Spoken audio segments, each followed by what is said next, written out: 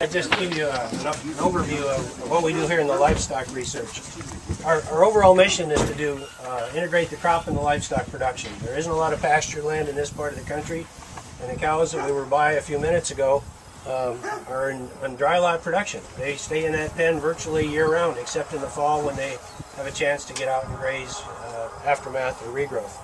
So we do the intensive dry lot production. We've got a group of those cows unpastured, and I wrote a report and put out a news release here about a couple of months ago on kind of an update, 3 years on that. And biologically we're fairly competitive. Economically this is still a bit of a challenge because there's a lot of overhead involved in gathering up the feed and doing the chores every day.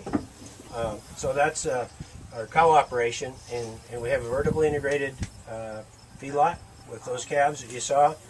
We feed those from the fall until next April or so, and they go in the feed yard and they grow, and in 13 months we've got 1,300 pound steers ready for market. So it's fairly intense, high input, a lot of energy. It worked really good when corn was $2. It didn't work so good last year. Corn is $3.95, I think, a new crop, so we're looking better this year. Cow and the vertically integrated feedlot is looking really good. I heard you making a comment about bringing some steaks up from South Dakota to match. I will take that challenge on. Because one of the things we've done is the straw pile you saw down there in the round bale when we were in the mortality composting areas from peas. We grow field peas here, the green and the yellow, and if we will put 10% field peas into the diet for the last 2 months while the steers are on feed, it increases the juiciness and the tenderness.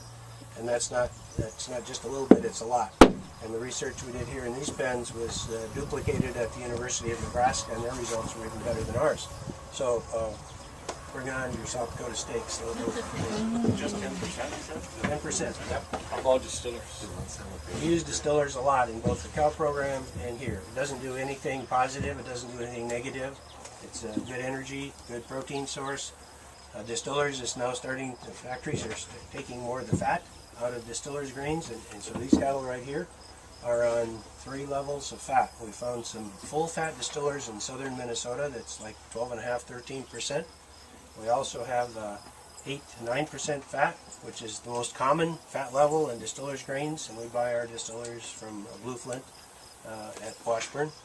And then we have 4% distillers, 4 to 5 from the Poet Company in Groton, South Dakota. And so these steers are on that study. There's 208 Angus steers here consigned by Angus producers in our Angus University program. And so those steers came in May, and we sort those and put them in the pens and do the different treatments. And the first month on feed, there's a nice stair step decrease in average daily gain based on the fat content of the ration. So it does make a difference.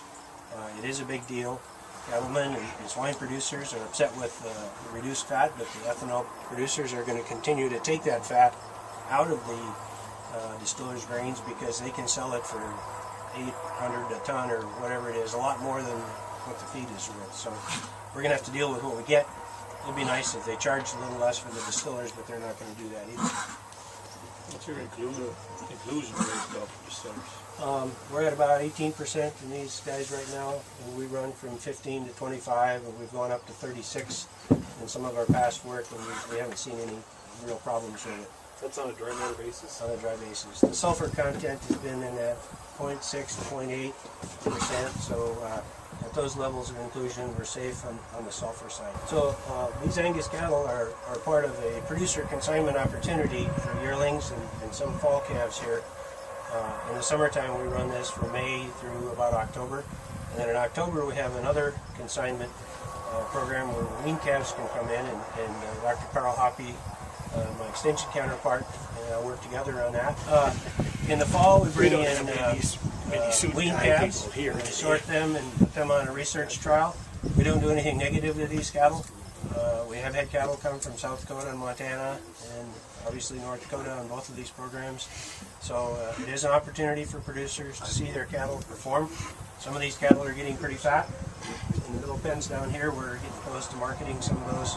Can they get them back at the end then? Is that how that works? Can they get them back at the end? No, we like them to go to slaughter and then they get the carcass data. I see. We have had an odd one or two that exceeded the a weight limit. You know, they got so big that they went beyond the normal acceptable carcass weight, so they take a $30 per 100 hit, and we have allowed those to leave the place because they would have been brutally beat up economically if they would have gone to. But I guess who gets the money for the cows when they sell it? Does the producer get part of it? You could get a. We take our feed cut out of the cattle Yeah. and yardage, and then the producer gets back the money based on the carcass value. I see. So if they have prime carcasses and they're not very fat and everything works, they'll get a lot of money.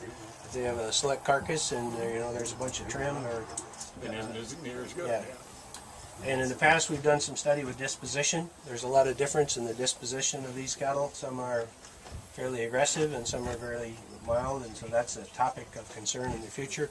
In the winter, we've studied the use of bedding in these cattle, and we have wind fences stacked up down there where we were with the composting. And we put in these pens in the wintertime so the cattle have wind protection and bedding, and those are critical things for feeding cattle in the winter. That's worth arguably half a pound a day in average daily gain, improved efficiency, higher percent marbling.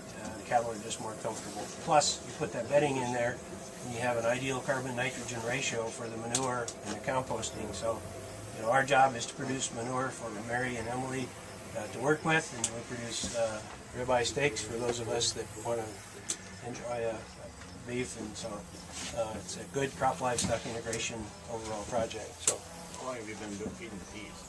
We've been feeding peas since about 1996, so quite a while. We've done a lot of different pea research projects. Not only are peas 24% protein, the energy of corn, they're a great binder for pelleting feed. They're useful in virtually all species. A great rotation crop with wheat from here north and west. Do you crack them or split them or? Yes, and we did that particle size study. We do crack them. And the cattle will get more out of them if we crack them versus whole. Peas and corn are a beautiful combination of feed. We have seen these cattle eat more, grow faster, and do really well in that combination. There's a little bit of slow fermentation in the peas, which the corn agrees with, so peas and corn match very nicely. Carl, you got anything you want to offer on Feedlot School? It's coming up in January. If you're interested, by all means, please partake in it. There's a multitude of other extension educational programs that occur throughout the year, so please keep in touch and look at the program, see what's available. We have visitors from all over the world that come here. We've got a group of folks at the Big Iron Show in Fargo. Busload is coming here on the 12th of September. The idea of a research extension center, taking the practical work we do in the field and in the pens, and teaching it to producers in wheat schools and weed schools and feedlot schools is unique here in North Dakota with the structure we have of our Ag Experiment Station and our extension service. And so we have had a really positive response from international visitors. We've had 37 different groups from all over the world come to this station in the last 2 years, so it is quite a draw. And we try and accommodate that, but our first clientele is you guys that live and work in the region here. So livestock research we can translocate virtually any place where the climate is similar. Crops research, soil dependent, rainfall dependent, so it's kind of a regional kind of thing, but yet it has some application around the world in the temperate zones, a little bit north, a little bit south. But the unique thing about Carrington is that we are in a scenario here with our climate and the soils and the rainfall where we can grow all the crops that are grown from here north and all the crops that are grown from here south. So we grow corn and soybeans and canola and barley and peas and all the normal commodity crops. Plus we have a fairly aggressive emerging crops program. We grow things like fenugreek and cranberry, and some stuff that hasn't really taken off, but then we look at some things like dry beans and sunflower. Some of that early work was done here 20, 30 years ago. So we have a full staff of agronomy researchers, about 35 full-time year-round staff and faculty in the whole station. So it is a fairly diverse program. So.